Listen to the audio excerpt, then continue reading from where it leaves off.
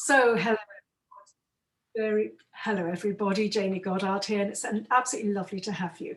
Just doing my introduction now because I know I've said hello to most of you who are in the group, but I just want to say a warm hello to anybody who's actually watching this on the catch-up recording. Today we're covering the most important topic really in practice growth, which is client retention. So I have created a PowerPoint for you because it's got lots of references to very important tools that you can use and also studies as well. As you know, everything that we cover is always absolutely evidence-based. So what that means essentially is that, you know, I'm not just sort of, as I always say, I'm not making this stuff up as I go along, but there's always a rationale for anything that we share amongst ourselves. As I explained earlier, just before I set the recording on, was that I just wanted to let you know that I haven't got my glamorous assistant with me.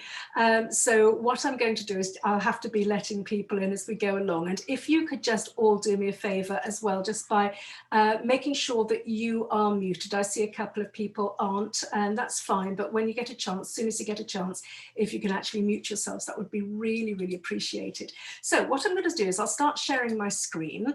And there we go. I'll head to my desktop. And where are we? Oh, it's this one actually. There we go. That's the one. That's the fella. That's the one I want.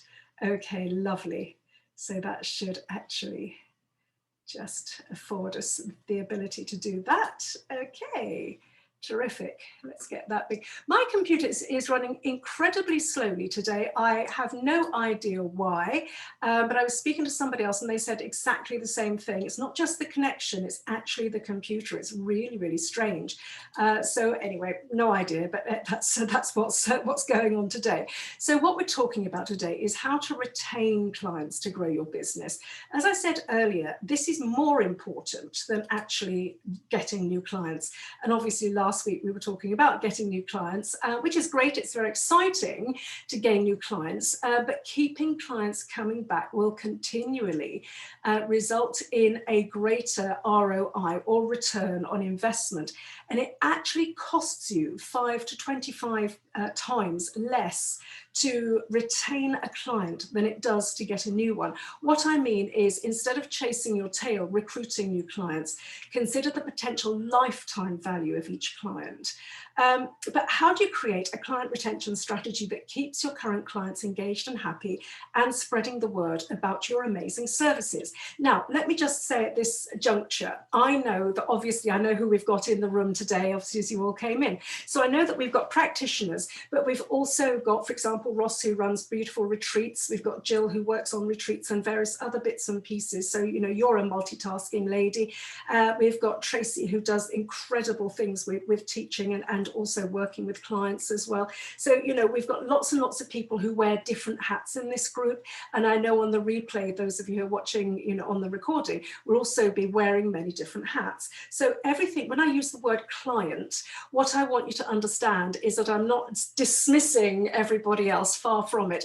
Client, if you will, is the shorthand for practitioners, for students, for fellows of the CMA, for people running training schools, for our approved suppliers, for our, you know, people who are running associations. We always have other associations joining us on these sessions as well, which is fantastic because we love to be as inclusive as possible because that's the spirit of complementary medicine, isn't it, after all? So, you know, when I use the word client, please don't you know, sort of get concerned and think, well, it doesn't really apply to me. Everything we're talking about applies to anybody in business, in any business, as a matter of fact. But obviously what I've done is I've completely tailored this to be relevant to your own business. Okay, so, right, here we go. There we go. Right, so what are we looking at today? I always like to start with talking about you know, what we're actually covering today, so that you can sort of manage your expectations, if you will. I've broken down some of the most applicable customer retention strategies that the world's biggest brands are currently using to inspire loyalty. From leveraging convenience to prioritizing personalization, we'll cover all the must-haves that we can leverage for our businesses in this exciting yet highly challenging sector.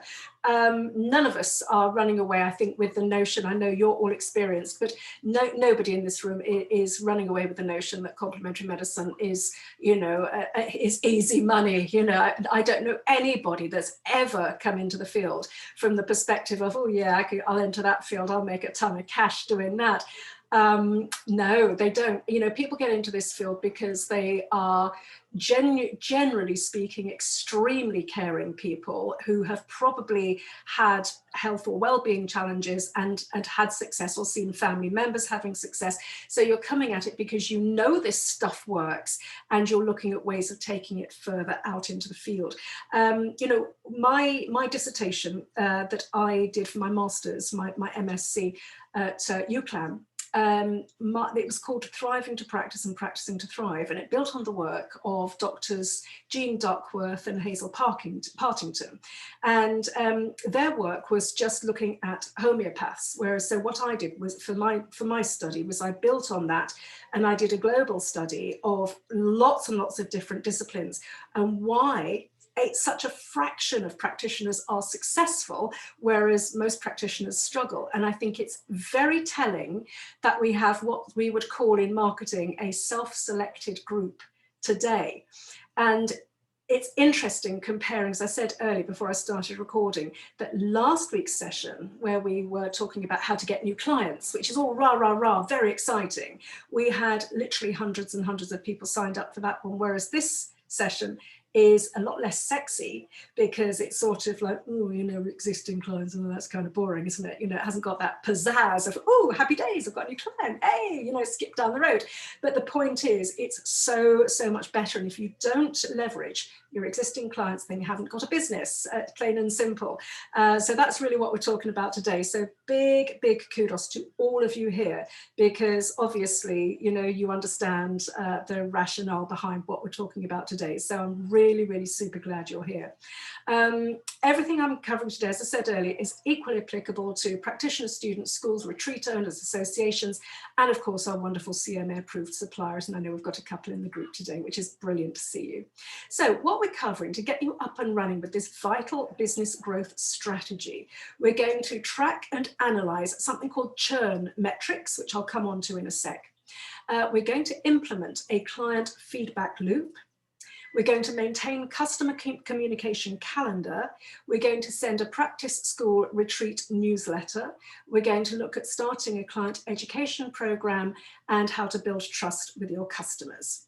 And finally, we're going to look at how you can offer unique services. And then overarching all of that, and towards the end, if we have time, we're going to actually look at how some of the world's biggest brands leverage client retention and how they stop churn, because that's the thing. So churn is it's marketing speak for the number of people that you have coming into your business versus the number of people you have leaving the business. So what we're overall doing is creating a fully fledged client retention program for you. So this session is absolute gold dust, I'm sure you realize. So one of the things I want to do is explain first of all, you can't fix what you don't understand. We should be diligently tracking and analyzing the number of clients who churn alongside the reasons why they may decide to churn, meaning, you know, why they're no longer coming for appointments, or no longer signing up for your new courses or coming to your retreats or what have you. Okay, to help you with that, I've found for you a customer churn analysis template. Use this template to store and analyze qualitative and quantitative feedback to better understand and reduce your churn rate and increase retention. I absolutely promise you, if you've got the numbers in front of you, you can do something about it. Okay, so I'm just going to come out of this section. Stop sharing that. And I want to come back to, let me go back into share screen, and I want to go back to my desktop at this point. Let me go there, and I just want to show you, if I can. There we go. This is from HubSpot, and I will give you the link to this afterwards. Okay, so along the bottom here, you'll be able to see customer retention rate calculator, revenue churn calculator, why customers churned, responsive data analysis, product and feature analysis, monthly, quarterly and annual summary. So some of that's going to be appropriate for you, some of it isn't. This is a very generic kind of set of data analysis tools, but you will be able to make, if you've got the will, you'll be able to make them work for you. So first of all, how to use this? Use this calculator to determine your customer retention rate on a monthly basis first. What is your retention rate? Retention rate is a metric used to see how many customers, or in our speak clients or students or what have you, have stopped coming to your business or have cancelled their membership, subscription or patronage. A low churn rate is good. That means you're keeping most of your clients and customers happy. How to get data? Choose a specific period of time, 1 year, 1 month, all time, etc., and be consistent in entering the metrics from that time for accuracy. So if you're going to go monthly, go from the first of the month to the end of the month. Okay, it's usually a good idea to do that. Or, for example, like us, everything that we do, we analyze in chunks of 4 weeks, because obviously not every month is the same length. So for our data, we look at a 4-week period. What happens? Oh, I do apologize. There we go. So what I do is I look at the last 4 weeks. So on PayPal, we get a report. PayPal does brilliant reports. So you look at the last 4 weeks, or if you've got bank payments and so on, as we also do, again, we look at the last 4 weeks data, and that actually gives us our retention rate. Our churn rate is extremely low. Our growth rate is extremely high. I'm very, very lucky to be able to say. But I'll tell you how that happened, and I've got some really quite interesting examples from the last year, last 18 months actually. So then there's more here about how you can actually gather these data.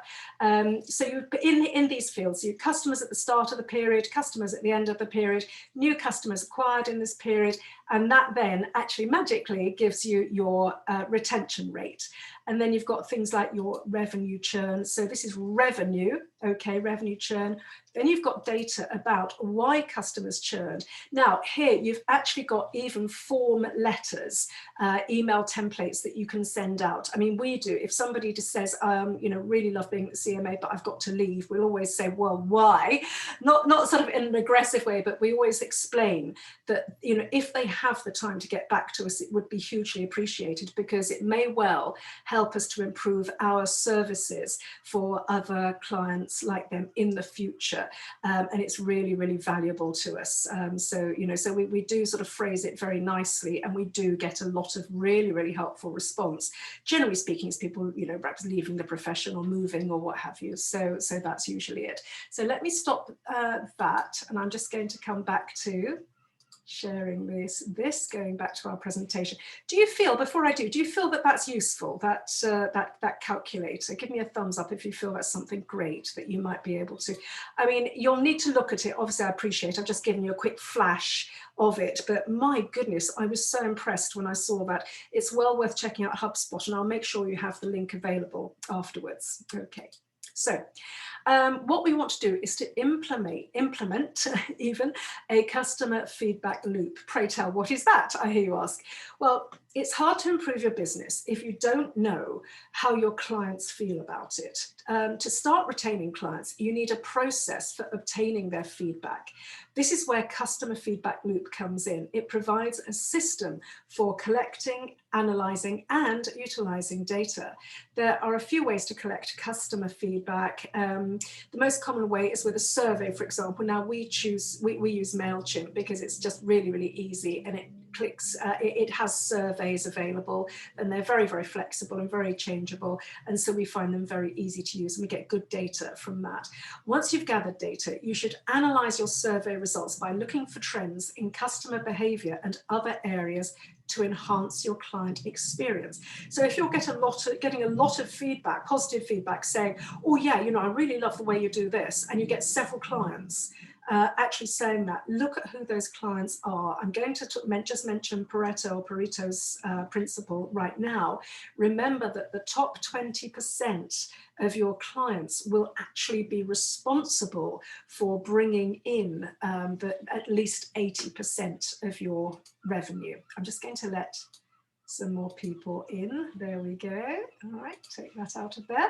Lovely. As I said, I haven't got my glamorous assistant with me today. So when you're analysing your data, do make sure that you not only know what the data are saying, but also from whom those data are actually coming. That's really, really important, okay, because it will colour the analysis that you make.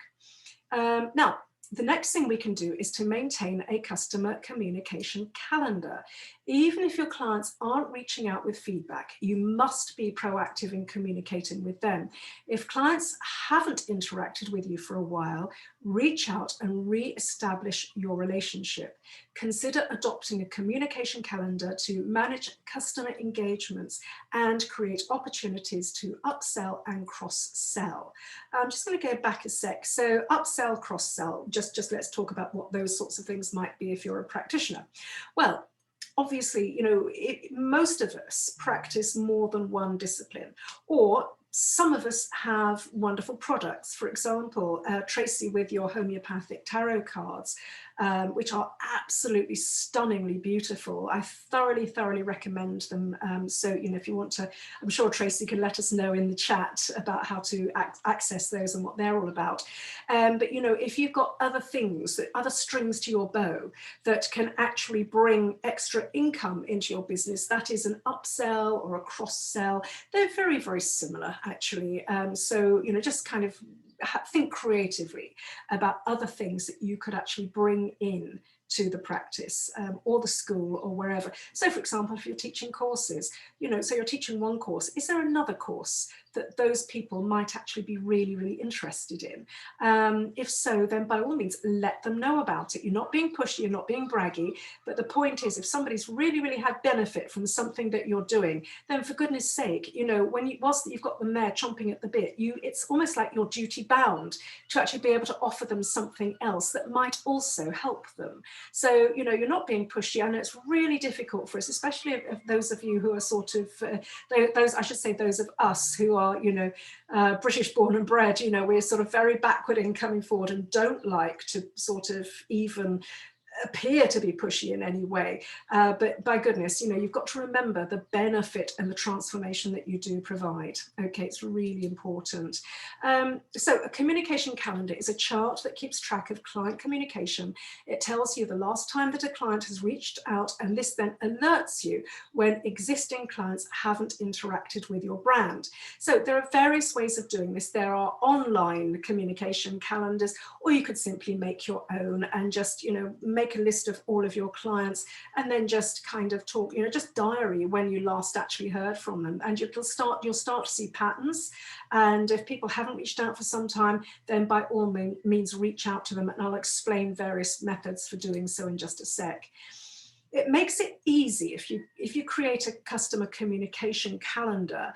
It makes it easy to launch promotional offers and features that remove roadblocks before clients know they're there. So for example, if a client's block of appointments or subscription, for example, is set to expire, you can send out an email letting them know that they need to renew, upgrade, rebook, or buy something else. So for example, within the Complementary Medical Association, when somebody's membership is about to expire, about 2 weeks out, we send them a quick email to say, thank you so much for being with us over the year. This is what we've achieved over the year, and we just want to let you know that your membership is expiring in a couple of weeks' time.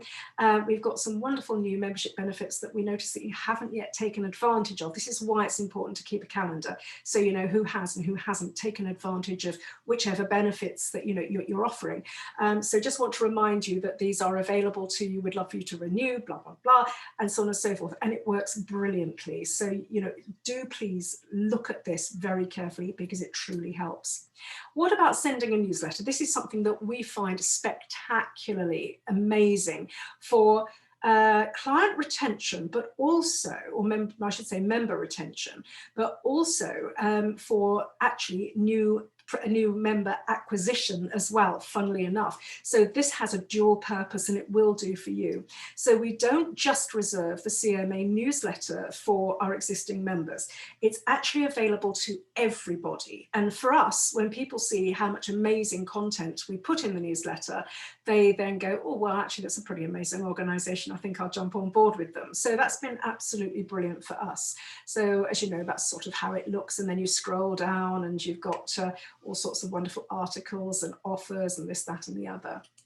So a practice school or retreat association newsletter is a simple and very cost-effective way of retaining clients.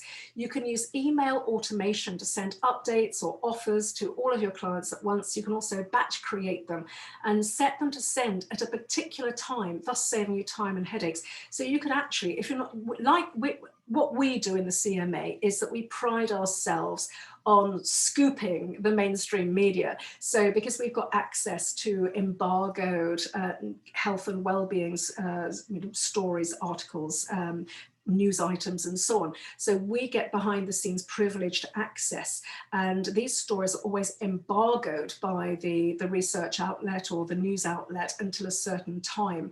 Now, because obviously we are so fast to respond and to react, we then, as soon as the embargo is ended, we go bang and we push the story out because we've already created the newsletter, giving away all our secrets here. But anyway, we've already created it because we have the embargo text, which we've then edited and made it appropriate for our readership. And then as soon as that embargo hits, we go bang, or even set it to go out automatically. That is the beauty of having a system, for example, like MailChimp.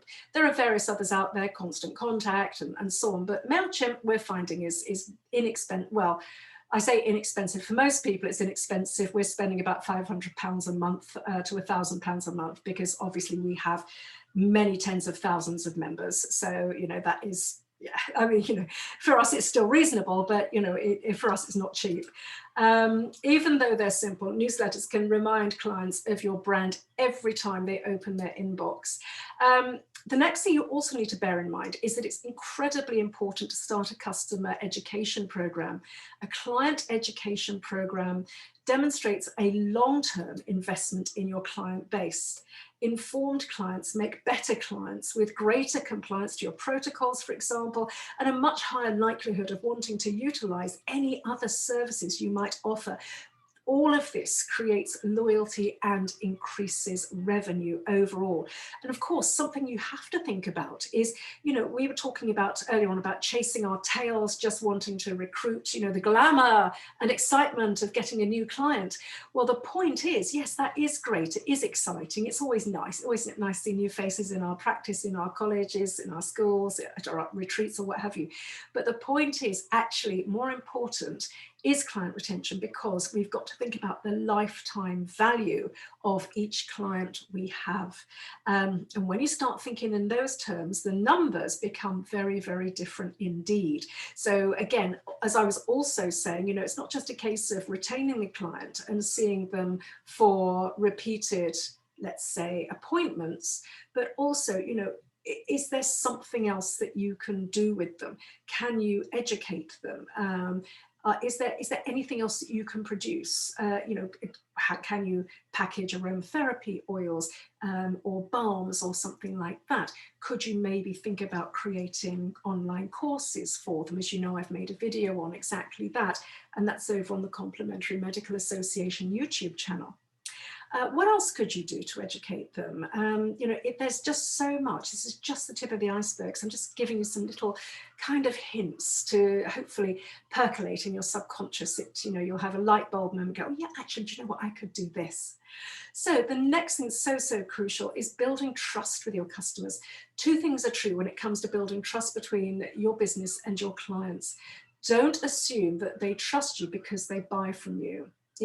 Trust takes time to build. When deciding to make a purchase, 81% of customers say that trust is an important factor in their decision.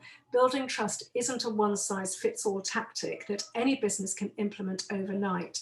After all, the definition of trust is the firm belief in the reliability, truthability, or strength of someone or something.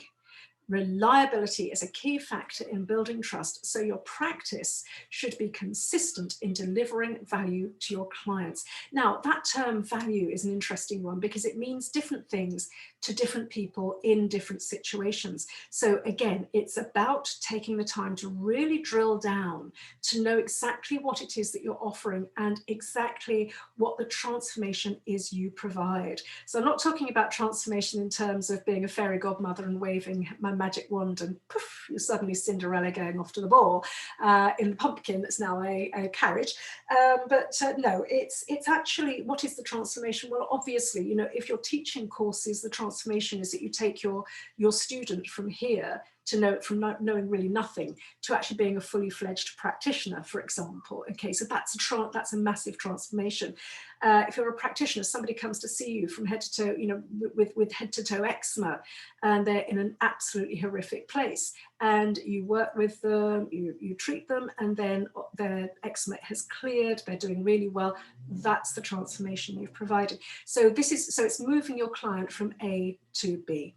Okay, consistently following through on your brand promise and doing what you say you'll do over time will have an impact on whether or not your clients perceive your brand as trustworthy. So just let that sort of, you know, again, settle in the back of your mind. What can you do to demonstrate trustworthiness? Well, it is things like newsletters. It is things like, you know, if you just say you're going to launch a podcast, then stick to it, do it. If you're going to do YouTube, stick to it, make sure it gets done. Because if people find that they can depend upon seeing whatever content it is from you, then they are going to come to trust what you're saying because you are proving yourself to be reliable. How about another thing that you can do to retain clients? Offering unique services. Offering a product or service that's superior to your competitors in the eyes of your clients is no easy feat, but the reward is worth it in the long run. So if you've developed a niche for your practice, as I hope you've done, or your school, or whatever it is that you're doing, if you're solving a critical customer pain point, you're on the right track to retaining clients. Now, obviously, we've spoken about pain points or points of pain previously. I'm not talking about necessarily physical pain, although of course it could be physical pain, but what I'm talking about is what is it that keeps that person up at night? What is it that worries them? You know, what is it that makes them sit up in bed at 3 o'clock in the morning going, oh my God. And, you know, so those are what we can call pain points, something that moves that person from their comfort zone to a discomfort or even to the point of dis-ease. Okay, so that's really what we've got to analyze. And, you know, when I talk to you about being, you know, positioning yourself as the go-to expert in your field, this kind of feeds into that idea because, you know, you are unique. You have had this incredibly unique life experience that brings you to who you are at this point in time. So you need to utilize the tools that you've been given by way of life experience and your unique take on the way that you practice or the way you run your retreats or whatever it is that, you know, what have you, because it does position you as being somebody, you know, who stands out above the others. But you've got to be able to get that information across, and that does come under the banner of branding and advertising and getting really clear on your message. So please go over to the CMA YouTube channel, Complementary Medical Association. You've got to put the full name into the YouTube channel, otherwise you'll get to the wrong place. And you'll see all those videos there for you, but they are well worth looking at. So people ultimately buy what represents value or a vital transformation to them. I'm not talking about value for money. I'm talking about what is it that they value? What is it that they value? Do they value having clear skin because they want rid of their eczema? Do they value being able to sleep at night because they want rid of their insomnia? Do they want beautiful value of not having menopausal symptoms, for example? That's the sort of thing that I'm talking about. If you're teaching classes, if you're teaching courses, you know, what is it that what implies value to your students? Well, clearly your students, what they want from you is to have trained with and graduated from an absolutely outstanding training school, which of course you are because you're registered with the CMA. So, you know, that's the sort of thing that, you know, you really have got to leverage all of these bits and pieces. For example, you know, capitalize on your CMA membership, use the CMA logo on your website, on your literature and so on. You know, that's what it's there for our members. It's to demonstrate that you're a member of this amazing, outstanding organization, because it really does help people to understand that you are a cut above the rest. Okay, what about starting an intentional client retention program? A client retention program, as we know, is an amalgamation of several different types of tactics. There's a program for just about every single business case. Next, what we're going to do is I'll define a client retention program or programs. I'll explain the most common types and show you examples of how to implement them within your business. So let's look at some ideas for you. There are several types of client retention programs you can start for your practice. If you're not sure which is right for your business, here's a list of client retention programs you can implement to delight your existing clients. Now, I am aware that there are some people in the group who are students, and you may be thinking, oh, but you know, I haven't even got any clients yet. Well, the point is that you will have clients. If you go back to last week's video, you'll onboard clients using the strategies I explained to you then.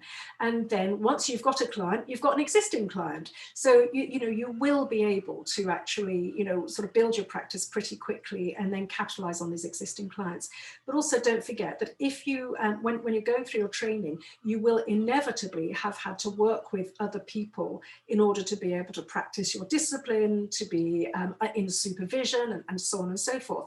So if that is the case, then you've got an existing client base, and those people could well translate into being existing paying clients. So don't worry about that. Even if you're just starting out, this is still very relevant for you. So let's look at our onboarding program. Onboarding is a client success function that teaches new clients how to use your product or service. Rather than just expecting your clients to immediately understand your work and what is expected from them as a client, you must invest time in creating an onboarding process. This prevents churn because your clients feel cared for and about. It reduces confusion and frustration, and the client is left with a sensation of comfort and satisfaction, a feeling of this person actually cares about me. So the types of things that you might do as an onboarding is you might provide them with instruction leaflets. You might provide them with, as soon as they've made an appointment, perhaps a quick email to say, dear first name, always personalize everything in every way you possibly can. So dear first name, I'm so glad that you've made an appointment. This is how I work. This is how I support you along the way. This is how to contact me between appointments, blah, blah, blah. This is what we'll do at your first appointment. And then the follow-ups are like this and so on. You've just got to manage their expectations and set your boundaries, because when you do that, the person knows exactly what to expect from you. So create a client loyalty program. While it's important to focus on new clients who are at risk of churn, you shouldn't forget about your loyal clients in the process. After all, what will these clients think if they see you putting all your effort in for users or clients or patients who don't yet love your brand? It doesn't seem very fair, does it? So a good example is BT.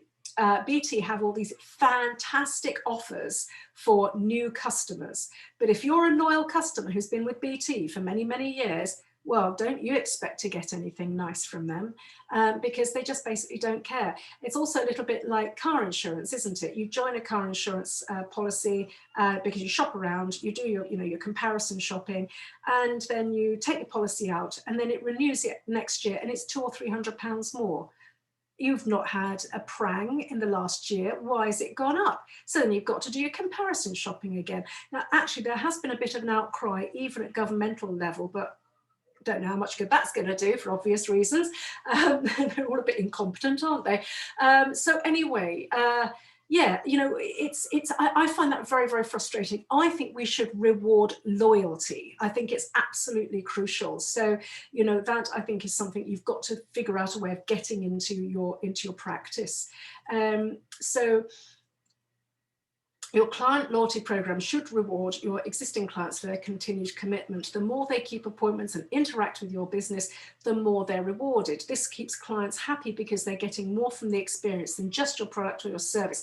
So obviously, we are speaking in very generic terms here because, you know, we've got practitioners in the group, we've got training schools in the group, we've got retreats in the group, all sorts of other associations. So you'll have to go away and think about how that applies to you in your individual situation. So, you know, even if you're watching on the replay, you can actually pause at this point and actually get your pen and paper out and start to really write about the sorts of things that you could do to create some sort of client loyalty program. Remembering Pareto's principle, since the top percentile of your clients spend much more than the rest of your customer base, you'll want to make sure these users are more than satisfied. So it's going back to doing the analysis. Remember, you know, if you're not keeping any data, then you don't have any way of working out who you've got to really spend your time and effort on. But it's the top 20% best performing clients will represent 80% of your income. It's just always true. It's the strangest thing, but it's always true. So let's look at customer feedback. Okay, your most loyal clients are also your most valuable ones, as I say, not just because of the money they spend, but also for the information they provide. They tell you why they love your brand so much and make suggestions as to how and where you can improve it. So at the CMA, for example, we get lots and lots of lovely emails saying, you guys are absolutely wonderful. Thank you so much. Love the membership pack. It's absolutely fantastic. Love the work you're doing. Thank you so much for everything you do for us. And it is absolutely incredible, and we share them amongst our team because, you know, we work really bloody hard, and, you know, so it's really good, I think, for the entire team to see the sorts of feedback that we get. Having said that, though, we also value when somebody takes the time to contact us with a constructive criticism. Obviously, there'll always be snarky people out there saying, oh, I don't like your website, oh, this, you know, that sort of thing. Or did you realise you spelt this word wrong in the last newsletter? Well, yeah, we're not perfect, are we? Just humans. And you know, if it's done in a snarky way, it just goes delete. We just go delete. But if it's done in a constructive way, which is just brilliant, those are your people. Those are the people you've got to value because they have taken the time to actually spot something and let you know about it, which is absolutely gold dust, honestly. So, you know, by all means, bask in the glory of the positive feedback, because we all need, and put it in a file. This is what we do. We've got a nice letter file. We've kept it since 1993, and it is absolutely wonderful. So when we need a pick-me-up because we're working too hard, we just go into the nice letter file and go, oh, lovely, lovely. But you know, these things, they are great, and of course also, you know, you should make these sorts of, you know, make it into a book. If you print out all of your lovely testimonials and so on, put it into a book, leave it in your waiting room, put it on your website, wherever it is, because it's really helpful for other people to see that. But as I say, if you get positively framed, constructive feedback, my goodness, embrace that with both hands and thank them for it. Reaching out to those clients can really help you fine-tune your products and services in your business. Testimonials. You can increase customer advocacy by encouraging participants to publicly share their reviews. Client testimonials are vital for building rapport when attracting and engaging potential new clients and retaining existing clients. Now, about 3 weeks ago, we did actually do a training on testimonials. So I'm not going to go into that too much now, but as we know, testimonials really account for probably 92% of customer confidence in your business. So reviews like Amazon reviews count for so much. That's why Amazon puts so much resource into creating the facility for people to leave reviews. It is crucial. Google reviews and so on, absolutely crucial. We would love you to leave Google My Business or Google reviews for us, for example, if you have time. It all helps. Or Facebook reviews, you know, Facebook posts, Facebook reviews, etc. Really, really helpful. So make sure you ask your clients for them. If you don't ask, you won't get. If you make mistakes, apologize. So for example, not this week, but last week, we had massive gremlins in the works, and we sent out the link to the last week's tutorial 3 times, and 3 times it was wrong. Now, we don't know why that happened. It was a glitch at MailChimp's end, but we took it on the chin and we sent a final newsletter, 4th time lucky, saying something like, huge apologies. We've obviously got gremlins in the works, which is even worse because it's Mercury retrograde. We just made a bit of fun out of it, poked fun at ourselves, and just said, sorry, we're a bunch of idiots. We really got it wrong, and so sorry for clogging up your inbox, but here's the actual correct link. And we still had over 350 people hitting that link to join last week's tutorial. So, you know, it doesn't actually matter, but it does show that we're human. And, you know, that can really, really play into your favor. Okay, so try as you might to avoid the mistakes do happen in business. A mistake can put you at risk of losing value to clients, depending on how you handle it. HubSpot research found that in cases of company error, 96% of survey respondents would continue to buy from a company they regularly purchased from if they apologized and rectified the situation. So a mistake is not the be all and end all. It doesn't really matter as long as you act and act quickly.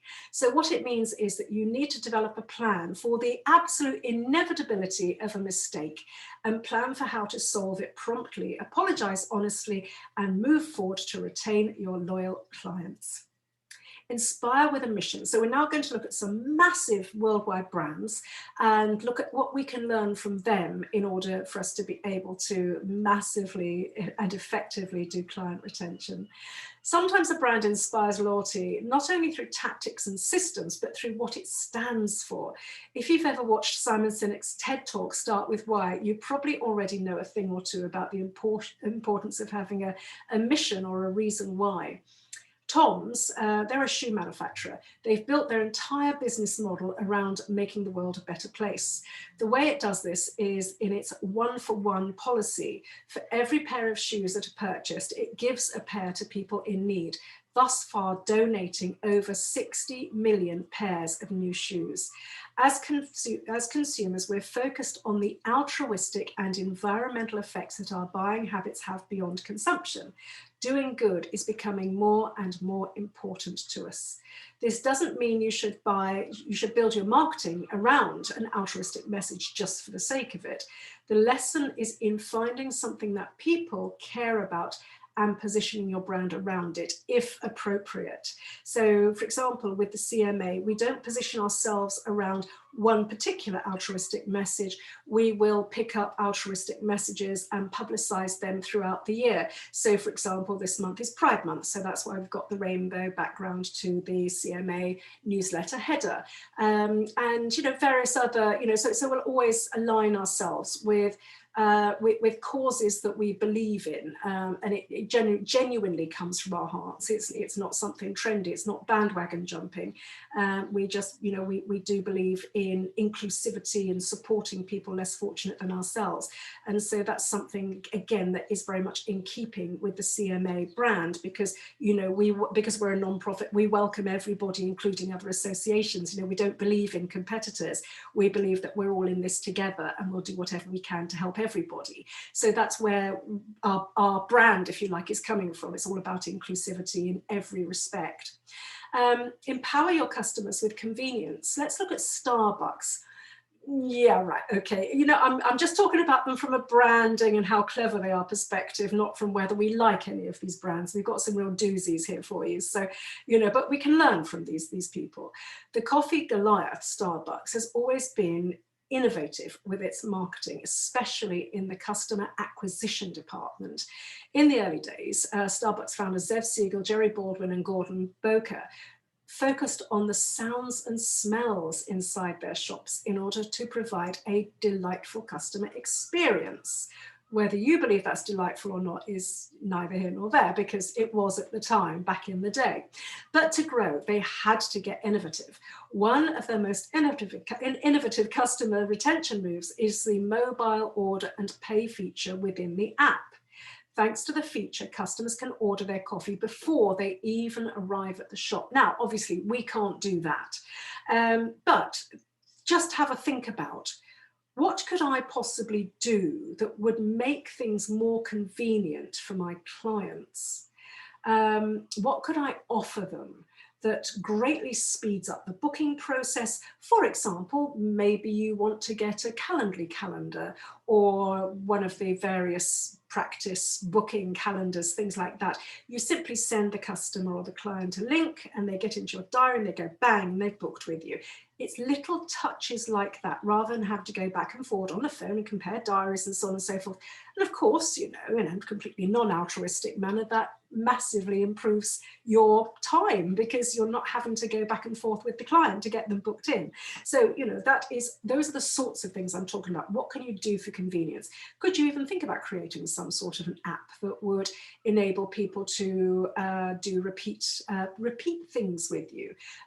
You know, could you create some sort of an app that would maybe educate them about the work that you do and how you help them?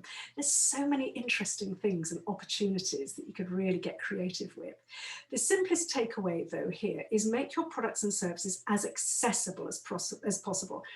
Identify the desires and behaviors of your clients and create tools and systems that empower them. Whether that's an app or other traditional methods, it's entirely up to you. What about leveraging personalization? Now, the way that we do that, as I say, is in every single communication that we send out, we always use the person's first name. Absolutely crucial, because honestly, that using a first name, the evidence shows, dramatically increases response rate.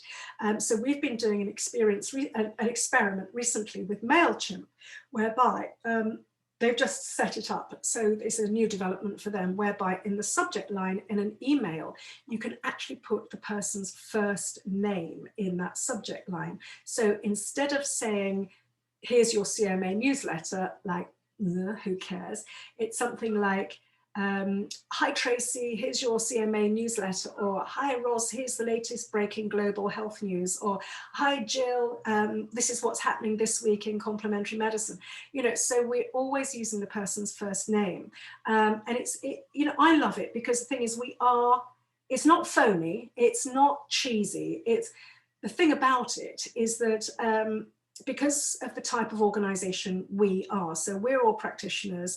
It's a non-profit organization, as I say, running for the right reasons to, you know, to protect and promote the profession, to protect the public, and to enable practitioners, schools, and approved suppliers and retreats and all of our other members to thrive in this very challenging environment and profession. Particularly, it's a particularly challenging time, and so we are really dedicated to being real, if that makes any sense to you. So what we pride ourselves on being on the end of the phone, or responding to a social media message immediately, or responding to an email immediately as far as possible. You know, obviously we don't work 24/7, but we do get back to people. If somebody sends us an email overnight, we get back to them first thing in the morning. But you know, and it's always a personalized response. There are no canned responses, and I think that's really important for you to know. So how do Tesco's leverage personalization themselves? Obviously, as we know, Tesco has a huge presence in the UK with nearly 4,000 stores nationwide. For huge brands like this, coming across as authentic and human can be a challenge. Online grocery shopping and self-service scanners are convenient, but people do still like dealing with other people. This is one of the reasons why the CMA has grown over 98% since the beginning of lockdown, whereas other organisations have shrunk because they were not making the effort. They thought lockdown meant lockdown, so that it applied to them as well, and they all went on furlough and didn't really help their members, and that really wasn't good enough. Whereas what we did was we increased our activities massively, and you know, we made sure that we were there as human beings to help people. So that's one of the reasons why, and it's very, very interesting to monitor that growth and look at what the causes were. So customer service is still necessary, and the folks at Tesco have chosen to use Twitter as a way of executing this with a human touch. They show that they care by adding personality to their interactions with customers. check out this recent interaction. So Claire at Magenta Witch says, hi at Tesco. I keep seeing this meal deal on the app, but there are no clues as to what the deal is or how many of each item I need to add to my basket. Can you explain it, please? Thanks. And so then there's a picture of the deal. Tesco said, hi Claire, so using her name, thanks for getting in touch. And I had a little trouble with this at first too, making themselves human. I can advise a £5 meal deal, blah, blah, blah, blah, blah, blah, blah, blah, blah, smiley face, thanks, Lee. So what I'm saying is, although in terms of business, you know, being more official like, you might think, oh, I can't possibly use a smiley in a communication. I can't possibly put kisses or anything like that. Actually, when you're in the people business and you're dealing with people, by personalizing a response where appropriate, using an emoticon or emoji, or even putting, you know, warmest wishes or big hugs or whatever it is, or where appropriate, that will go a long way to personalizing and making you real and relatable. So you've got to choose your battles, pick your battles. You know, you don't necessarily need to, what's the word? You know, you don't necessarily need to employ these really personal things if it's evidently a very official letter. Let's say if you were writing to your solicitor, you're probably not going to put smiley face XX, you know, that really wouldn't do, would it? But so pick your battles, use appropriately, but do make things personal. To get started with an approach like this, identify your client avatar and communicate with them on their preferred channels. Now, where does your person hang out? Are they on Facebook? Are they on Twitter? Are they on YouTube? Where do they hang out? Is it all strictly email? Or are you talking with them on the phone? You know, is it text message? Is it WhatsApp? But you've got to find out where they are and their mode of communication. From here, you should encourage your clients to speak directly with you through that channel. Make it a part of your messaging and remind them during and after the buying experience, okay, that you are a human being. And always, always add personality to every message. Nobody likes a canned response, so make sure that whenever you're communicating and whatever you're communicating sounds like it's coming from a real human being, which if it's coming from you, it will do. Create a divide between you and your customers and your competitors. Now, so not your customers, sorry, your competitors. I'm going cross-eyed here. It is a Friday afternoon after all. This can be tricky, but it can be done quite elegantly. Let's look at Apple and how they did this. Want your clients to see you as the obvious choice over your competitors? Make a note of Apple's strategy demonstrated by their campaign Mac versus PC. The campaign starred John Hodgman as the inept PC, who's all sort of like suited and booted and really kind of very 80s looking, and Justin Long as the cool collected Mac, you know, very 2000s. The two would quip humorously over what made the Mac a better choice than a PC in a really entertaining manner.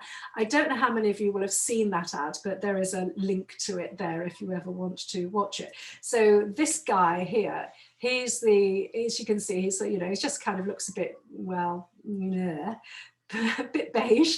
And then you've got your cool dude who's the obviously clearly the Mac user. That was a campaign that ran in the 2000s. It was extraordinarily effective for Mac and just brilliant. So, you know, go and check it out because it's quite an interesting thing. Keep it light, but make your point. The Mac versus PC campaign was very tongue-in-cheek and it generated a lot of dispute. Not only that, but it divided the market and set Apple apart from their competitors by identifying the kind of consumers who should buy Apple products.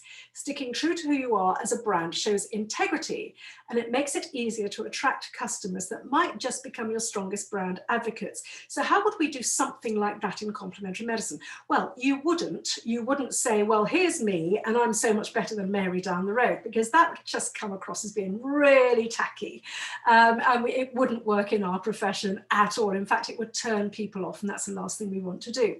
But what can we do instead? Well, you know, you could position yourself, as I said, because of your unique experience, because of your unique take on your own individual practice. And if you've done the niche work, according to the video over on the Complementary Medical Association YouTube channel, if you've done that work and if you've done the avatar work, this will come as second nature to you. If you've not done that work yet, please, please go and do it, because kind of what I'm saying to you now isn't going to make that much sense.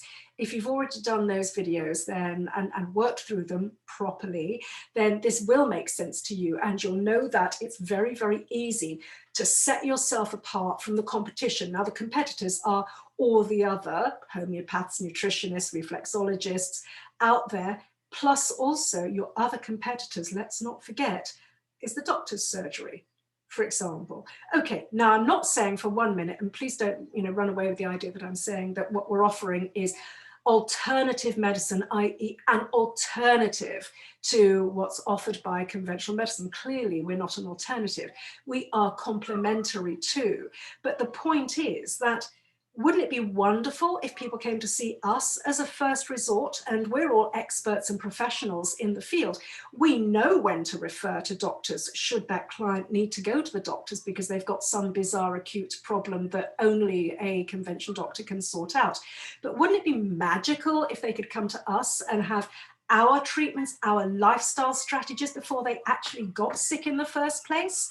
That's really where I'm coming from. So, conventional medicine is also a competitor, if you think about it. So differentiating yourself from, what you do versus what conventional medicine does, which works on a symptomatic basis and so on, versus what we do working on a holistic basis, which of course makes so much more sense when we're talking about lifestyle disease. So that's an easy comparison to make. And it kind of, if you look at the PC versus Apple argument, you can actually see how that would work. So what about also other ways of building your business? What about using subscriptions to bolster your client experience? Amazon, for example. It's unusual for a commodity-based organization such as Amazon to implement a subscription service into their business model. So this is what they created in the form of Prime. The subscription was originally created to bring customers faster delivery. It generated a lot of controversy, of course, as we know, but quickly became popular with regular shoppers on the platform. So Amazon, whether you like them or really loathe them, which probably most of us do, it nevertheless has got brilliant business models. If we just look at the sort of the functionality, whilst not discussing at the moment, leaving to one side their questionable business practices because they are extremely questionable, especially for the people working in the warehouses and on the deliveries and so on, as we all know. And of course, their refusal to pay tax, it's not impressive or in any way good. But what we can learn from them is the way that they found something that was needed by people and they came up with a solution, i.e. the Prime deal. So how could you use subscriptions to achieve growth goals and increase client retention? You don't need to charge a fee for your subscription model in order to gain client loyalty. Providing benefits in the form of exclusive content and events is another way to leverage this approach without spending a ton of money. If you're going to take a page directly from Amazon's playbook, then make sure you're offering something people want. This goes back to client development and understanding your audience's desires and challenges. Also, the other thing we've got to do is capitalize on social proof. Let's look at Code Academy, for example. Sometimes the greatest form of advertising isn't your own. In fact, clients, as we know, are far more likely to trust opinions and family from family, friends, and other consumers more than branded content from ads. And that's where social proof comes in, using the power of testimonials and customer stories. Code Academy uses social proof to show prospective customers the value of its products with stories straight from the horse's mouth about how it helped them. So what sort of testimonials? You can have written testimonials, photograph testimonials, before and after pictures. And if you're lucky enough to be able to get video testimonials, wow, that is the ultimate, that is the highest of high.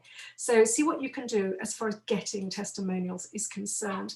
More than 97% of customers, report that online reviews influence their buying decisions, and seeing that lots of other brands and individuals just like you use a product actually makes you want to do it too.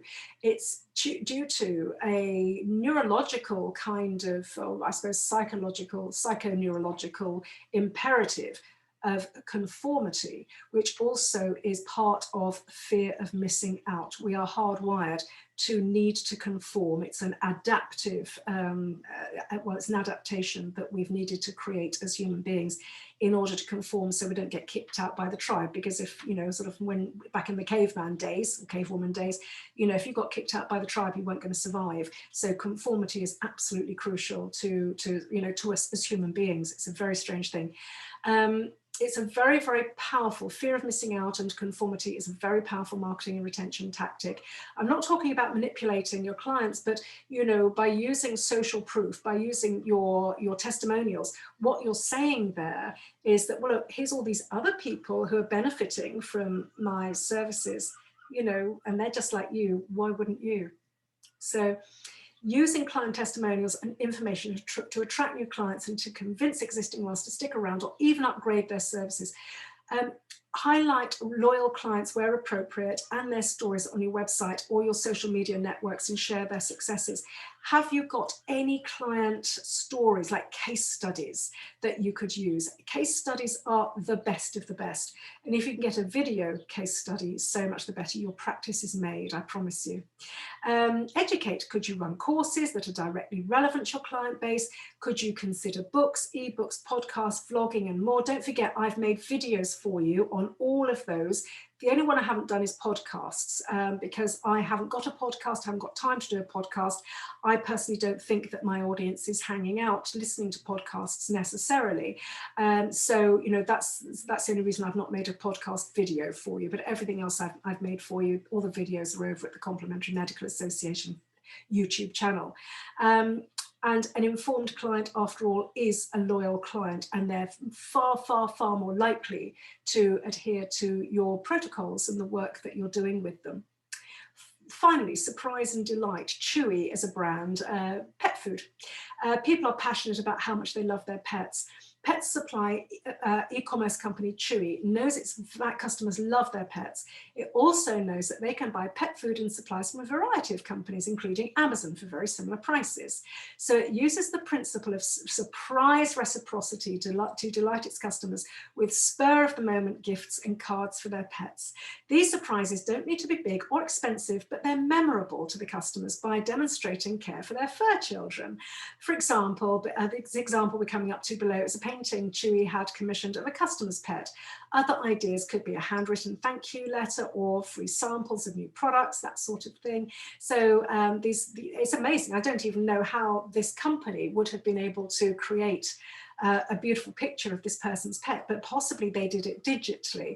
But, you know, think about things that you could do that would surprise and delight. So, for example, within the Complementary Medical Association, we've got surprise and delight with the wonderful membership packs, the welcome packs that we send out to people with all the goodies in them and so on. And finally, thanking your customers, Zappos.